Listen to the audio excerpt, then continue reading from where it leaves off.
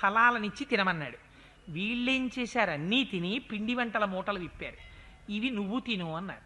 అంటే ఆయన అన్నాడు, అవి ఏమిటి అన్నారు. ఇవో రకం ఫలాలు అన్నారు వాళ్ళు.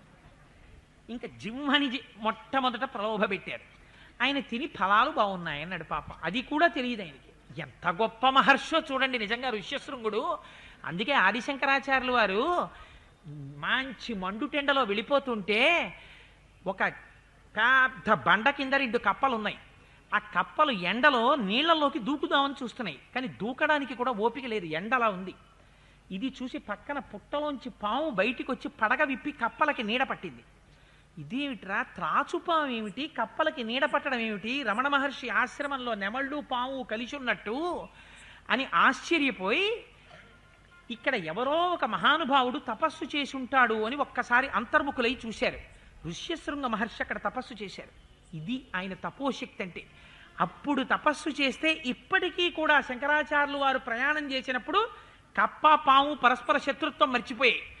అటువంటి వాడు కనుక ఇవి కూడా పళ్ళే అంటే పళ్ళు తిన్నాడు. తిని మీ నాన్నగారు విభండక మహర్షి వచ్చేస్తారని వీళ్ళకి భయం. అందుకని వీళ్ళన్నారు, మేము చాలా ముఖ్యమైనటువంటి కర్మాచరణం చెయ్యాలి, దైవకార్యం, అందుకని మేము బయలుదేరిపోతున్నామన్నారు. అని వెళ్ళిపోతూ వెళ్ళిపోతూ వాళ్ళు చేసినటువంటి గొప్ప పని ఏమి చేసి వెళ్ళిపోయారో తెలుసా అండి. వాళ్ళు ఒక్కసారి ఆ మహర్షి దగ్గరికి వచ్చి, కస్త్వం కిం వర్తసే బ్రహ్మణ్యాతుమిచ్చామహే వయం ఏకస్త్వం విజనే ఘోరే వనే చరసి శంసనః, ఒక్కడివి నువ్వు ఇక్కడ అరణ్యంలో ఎలా ఉంటున్నావు అని అడిగి వెళ్ళిపోతూ వెళ్ళిపోతూ ఒక్కసారి గట్టిగా ఆయన్ని ఆలింగనం చేసుకున్నారు. తతస్తాస్తం సమాలింగ్య సర్వాహర్ష సమన్వితాః మోదకాన్ ప్రదదస్తుస్మై భక్షాంశ్చ వివిధాన్ బహూన్. ఆ వేశ్యలు వెడుతూ వెడుతూ దగ్గరికి వచ్చి ఋష్యశృంగ మహర్షిని గట్టిగా కౌగిలించుకొని వాళ్ళు తెచ్చిన పిండి వంటలు ఆయన చేతిలో పెట్టి వెళ్ళిపోయారు. ఏదో మార్పు వచ్చేసింది ఋష్యశృంగ మహర్షిలో.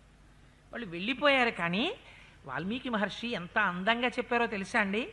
గతాసు తాసు సర్వాసు కస్యాపస్యాత్మజోద్విజ కాశ్యపశ్యాత్మజోద్విజ అస్వస్థ హృదయశ్చాసి దుఃఖాత్ స్మ పరివర్తతే.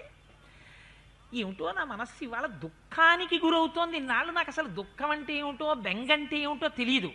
ఏమిటో బెంగగా ఉంది, ఎవరినో చూడాలనుంది, వాళ్ళతో ఉండాలనుంది అని ఎవరి కోసం నేను ఇలా అలమటిస్తున్నాను అని ఆలోచించారు.